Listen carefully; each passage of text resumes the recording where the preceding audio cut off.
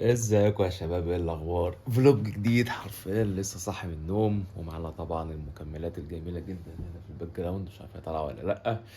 النهارده نوريكم بقى نعمل ايه في يومنا. واول حاجه طبعا نعملها لما بنصحى من النوم واحنا بنحضر، او انت يعني ماشي على دايت عموما، ان احنا نوزن، نشوف الوزن وانت فاصل لما تصحى من النوم عامل ازاي. وفي بقى شويه قياسات وتمارين بنعملها واحنا صايمين نوريها لكم. يلا بينا. اول حاجه نبدا بيها طبعا توزن وزنك وانت صايم لما تصحى من النوم على الميزان. ولو ما عندكش ميزان في البيت او مش بتوزن فانت كده ببساطه مش عارف انت بتعمل ايه. فاحنا بنتكلم في ماشي 78.3 وانت فاصل. فقشطة، نزلت حوالي 700 جرام في الأسبوع. الفرق بين المدة بتاعت الفلوج ده والفلوج اللي فات، وده طبعا شكل الجسم وأنا سايب بطني على الآخر مريح. يعني بص، أنا بحاول أعمل كرش، فاهم؟ أعمل كده. فأنت إيه ده بقى الميزة؟ إنك أنت يكون عندك أبز طالعة زي كده، إنك أنت تتمرن أبز وأنت بتبلك، بحيث لما تيجي تنشف ونسبة دهونك ما تكونش قليلة قوي، يبقى عندك عضلات بطن، فاهم؟ باينة كده. ما بالك بقى لما تيجي نشد بقى كده، فاهم؟ فتكون إيه، باين أكتر.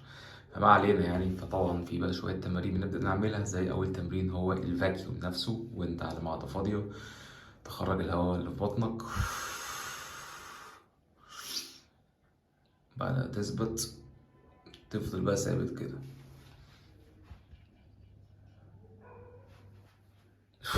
فانت طبعا بتثبت فترات طويلة، وده ايه غرض التمرين ده؟ انك انت ببساطة تعرف تتحكم في بطنك، وكمان بيخليك انك انت يبين ان وسطك اصغر، وطبعا تعرف تعمل البوزز بتاعت الفاكيوم نفسها وانت على الستيج.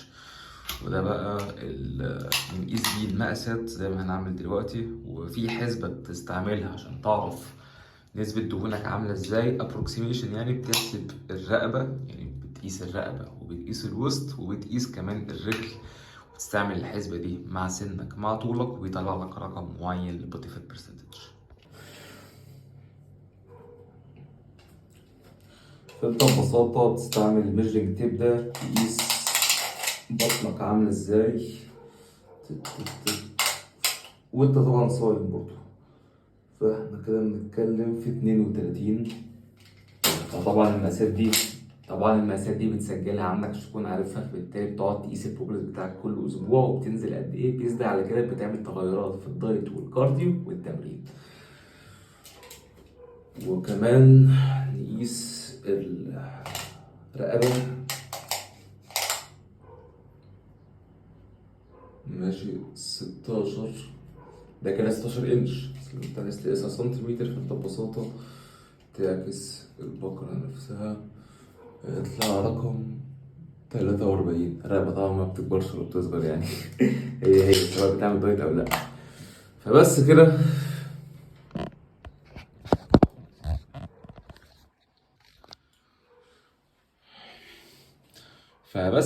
نروح بقى ناخد اول وجبة ونشوف سعرات اليوم عاملة ازاي، وبعدها نشوف هنتمرن ايه النهارده.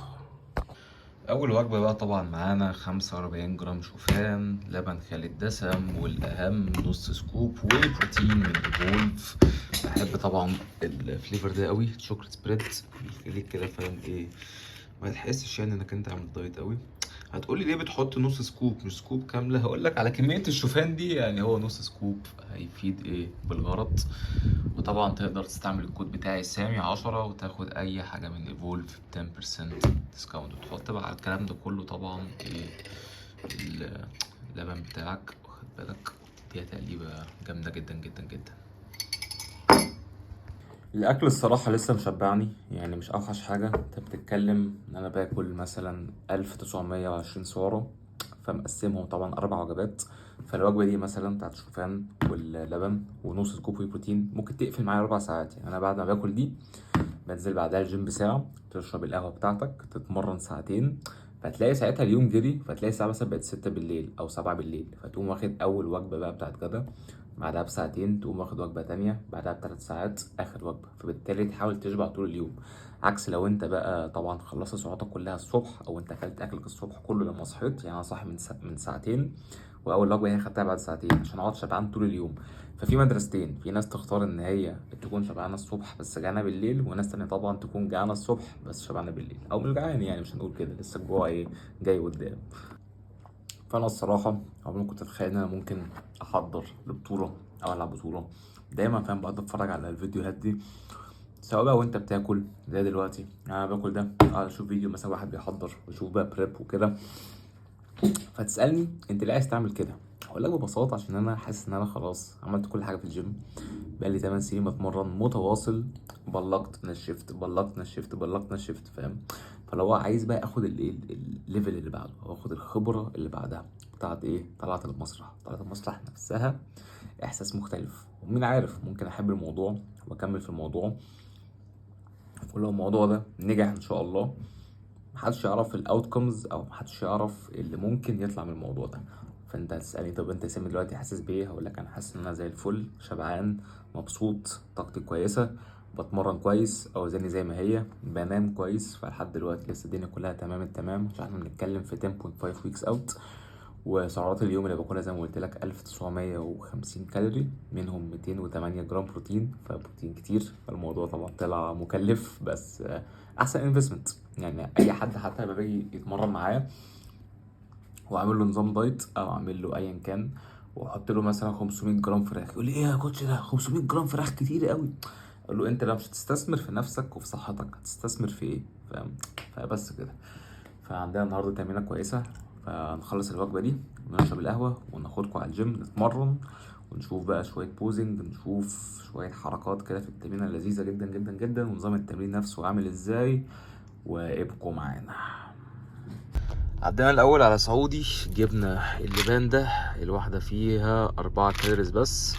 اللبان ده بجد بيساعدك جدا جدا، تتسلى تجز عليه وانت بتتمرن، يشبعك، فاهم؟ فحلو جدا جدا. ودي بقى شنطة الجيم يا باشا، فيها طبعا الترايبود، العدة نفسها، ونتجه حاليا على الجيم. النهارده عندنا تمرينة كتف ودراع، صورها لكم كلها كاملة ان شاء الله. ان شاء الله بس الجيم ما يبقاش زحمة عشان ايه ناخد راحتنا. وبعدها طبعا عندنا ابز والكارديو بتاعنا، وفي الاخر بقى ممكن نعمل ايه حتة كده بوزنج شك زي اول فيديو. بس للاسف يعني الفيديو ده عم فوزي صاحبنا الكاميرامان مش معانا، فاحنا هنتعامل بترايبود ونعمل كل حاجه مع بعض. وهنا بقى يا باشا اول درس، انك انت تتعلم تعتمد على نفسك. لو انت عايز تعمل اي محتوى او تصور حاجه او تعمل حاجه، مش لازم فاهم تبقى تحت درس حد، لازم انت ايه تعرف تتصرف وتتعامل. ما عندكش مثلا فيديو اديتور، اعمل انت اديت. معكش واحد صاحبك يصورك، جيب ترايبود ثبتها تتصور. معكش مثلا مش عارف ايه، جيب، فاهم؟ انت تعلم المهاره نفسها واعتمد على نفسك، بحيث انك انت وانس انك انت بدات تفضل بادئ وما توقفش. فاشوفك في الجيم لما نوصل، احنا في السكه دلوقتي، استنونا. لسه واصلين الجيم اهو. الجيم شكله فاضي والبسين فاضي، وبص يعني ايه، نعمل احلى فلوج ان شاء الله. طبعا بنتمرن في فيكتوري كامب، ويلا بينا. بعد ما سخنا كويس هنبدا بمجموعتين للفيلير على شغل بريس ماشينز احسن من دمبلز او بارز. هنشوف بقى المجموعه دي كده بتقول ايه.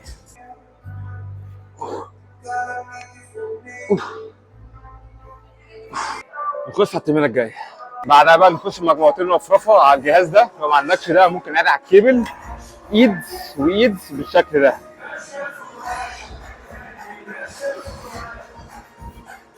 خش 3 مجاميع كتف خلفي على الجهاز ده.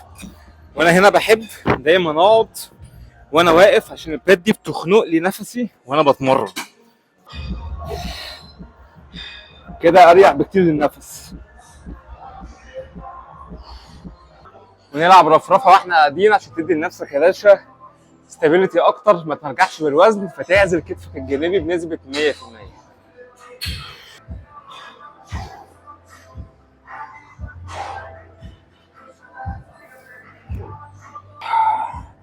هو ده. نخش بقى على الدراع، دراعات. بعدها بقى نخش حركتين بايسبس. هنبدا الاول بحركه وايدك قدام، وحركه وايدك ورا ظهرك، عشان نستهدف اللونج هيد والشورت هيد، مجموعتين برضو للفشل العضلي.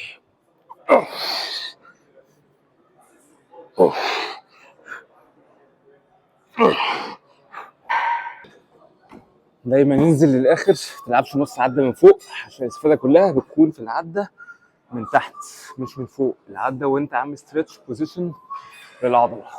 بعدها بقى تخش مجموعتين ترابيس على البار او على الدمبل براحتك. وطبعا ما تنساش ايه الشدات بتاعك.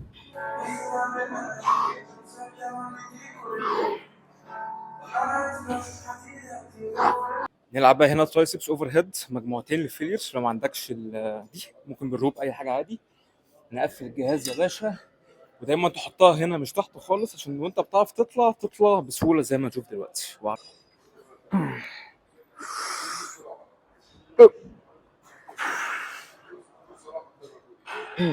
ده تقفيل الجهاز ده ايزي. واخر حركه بايسبس هنلعب على الكيبل وايدك ورا ظهرك، فاريشن تاني كان ديبريشر كيل وايدك قدام ظهرك، ده وايدك ورا ظهرك عشان نستهدف الاثنين اللونج هيد والشورت هيد زي ما هنشوف دلوقتي.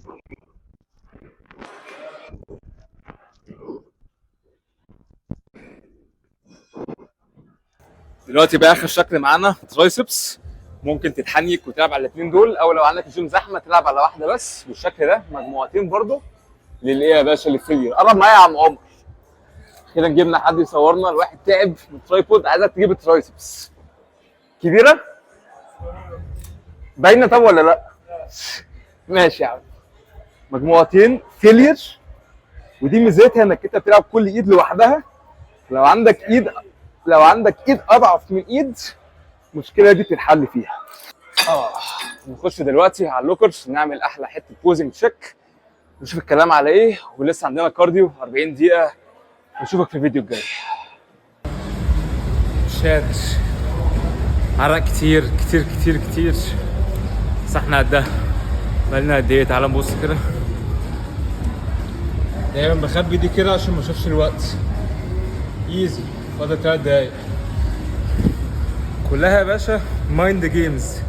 فانت لما تخبي السكرين كده هتعرف تطول وما تعرفش تفكر كتير. انت اصلا جسمك قادر يا باشا ان هو يطلع سلالم 6 ساعات ورا بعض، فاهم؟ بس المشكله هنا في عقلك. سيطرت على عقلك تعرف تعمل اي حاجه. اوت. حاسس طبعا ان انا بنشف كل يوم ولسه شبعان الحمد لله يعني، وبرضه بنام كويس، فكل يوم بشوف نتيجه، فدي لوحدها حاجه حساب بتشجعني. والحمام ده الصراحه نقطه يعني مفيش اي حد في الجيم عارفه، فهي دايما دي لوحدي في الحمام محدش يخش فيه. لو فاهم حطيت الترايبود بقى وتديها بوزنج تشيكس، تشوف فاهم اللبس عامل ازاي. وبرضه وانا بعمل كده انا مش شايف قدامي غير الكاميرا، يعني مفيش مرايه قدامي، ودي احسن حاجه بحيث انك انت تعرف تبوز وانت مش شايف قدامك المرايه ومش شايف نفسك، عشان ده نفس المنظر اللي انت هتعمله لما تيجي تطلع على الستيج. مش هيكون قدامك مرايه، هيكون قدامك حكام وبس. فلو انت مش عارف انك انت تظبط اوضاعك زي مثلا السايد شيست، حلو ده بس انا مش شايف نفسي، بس يعني قول لي انت ايه رايك فيه؟ مش شايف نفسي. فانت مش عارف تظبط اوضاعك زي زي السايد شيست والحاجات دي، فانت بالتالي مش هتعرف تبرفورم كويس عشان انت ما تكونش شايف نفسك. واحسن حاجه بقى في التنشيف انك انت كل يوم بتشوف نتيجه، عكس البالكينج. انت البالكينج لا، بتقعد فاهم تاكل تاكل تاكل، فبتقعد تعبي دهون على دهون، فبتحس انك انت بتتخن مش بتخس، او انت بتتخن يعني مش بتخس، مش دي الفكره. بس هو اكنك انت ما بتعملش اي نتيجه، انت عمال تزيد تزيد تزيد، اللي هو خلاص بقى ممكن فاهم اقلب هدرت بالك، اكل اي حاجه قدامي، ليه امشي على دايت؟ ما اكل بيتزا في 4000 سعر، ما انا هزيد فاهم. وتلاقي نفس الجبان ده كل ما عمال بياكل وبيزيد وهو فاكر كده هو عامل نتيجه، هو انا زدت 3 كيلو على الميزان في اسبوع فاهم، وهو فاكرها عضلات بس هو زايد فاهم دهون وميه. حاجه الصراحه يعني صعبه جدا جدا جدا. ممكن نديها كده واحده فاكيوم في البتاعه الحلوه دي.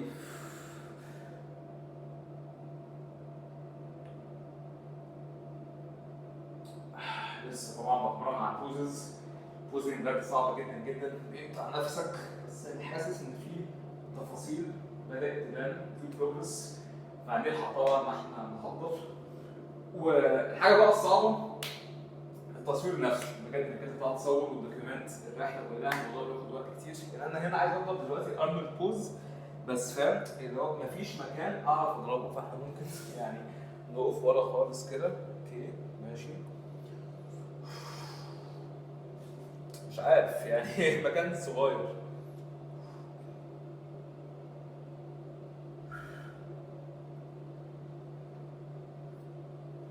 بوم معاه بقى فاهم واحده سيجنتشر كده.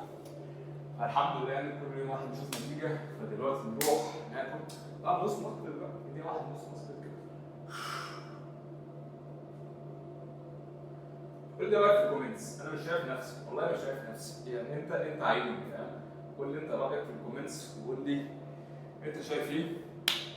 نروح دلوقتي نروح ناكل بقى وجبه رز وفراخ، واحد جعان جدا جدا جدا ويبدا يشتغل ويشوف شغله. وان شاء الله يعني الجيم يكون دايما فاضي كده عشان نعرف نصور فيديوهات حلوه زي دي. وبجد انا مش متضايق مش متقدر ان انا بالدوكيومنت اللي احنا عاملين الفيديوهات دي نفسي انا هتفرج عليها وانا مثلا بلعب الجارد بتاعي 40 دقيقه 50 دقيقه اتسلى، عشان انا اكيد هيجي معايا فتره هبدا احس ان انا ديموتيفيتد او ما عنديش طاقه، او احس ان انا طب انا ليه بعمل كده؟ ليه قاعد عمال اصور كل حاجه؟ ليه قاعد بحسب الاكل بالجرام؟ ليه قاعد فاهم؟ فالشيطان يخش لك من حته بحيث ان هو يبدا يخليك انك انت تشك في الحاجه اللي انت عايز تعملها وتداوت نفسك، تشك كمان في نفسك في امكانياتك، فبالتالي تبوظ. بس ان شاء الله طبعا حاجه زي كده مش هتحصل، واحنا مكملين. واشوفك دلوقتي مع الوجبه اللي هناكلها عشان انا جعان جدا جدا جدا. سلام. واخيرا خلصنا التمرينه والكارديو وهنروح ناكل. بقالي فيديوهين بقول لك دلوقتي هناكل بس خلاص يعني. هو انت خارج فاهم من الجيم كده وراك فاهم تحس انك انت لا تفوقت على نفسك ومبسوط واحساس ضخ الدم كده. انا خارج دلوقتي مبسوط مع ان انا في الجيم الساعه 3 للساعه 6 3 ساعات. يعني التمرين في العادي تاخد مني ساعه ونص ساعتين بس عشان انا بصور بقى واقعد احط المايك واشيله وانت فاهم يعني الموضوع بيطول. ف3 ساعات بس مبسوط. هتسالني ليه؟ عشان يا باشا بعمل الحاجه اللي انا حاببها، بعمل الحاجه اللي انا مش مجبر عليها، بعمل الحاجه اللي انا بصحى كل يوم الصبح عشان عايز اعملها وبعملها بس كده. فتفكس تمرينك، تفكس الكارديو بتاعك، تفكس الدايت بتاعك، واخيرا دلوقتي ناكل يا باشا. واخيرا هناكل. معانا الوجبه بقى لذيذه مش عارف تشوفها ولا لا. فراخ لحمه بطاطس اير فرايش جميله جدا جدا جدا. فتحس لا انك انت عملت مجهود او انك انت اشتغلت عشان تستحق انك انت تاكل. طبعا الاكل زي ما بقول لك لسه مشبعني والدنيا تعمل تمام.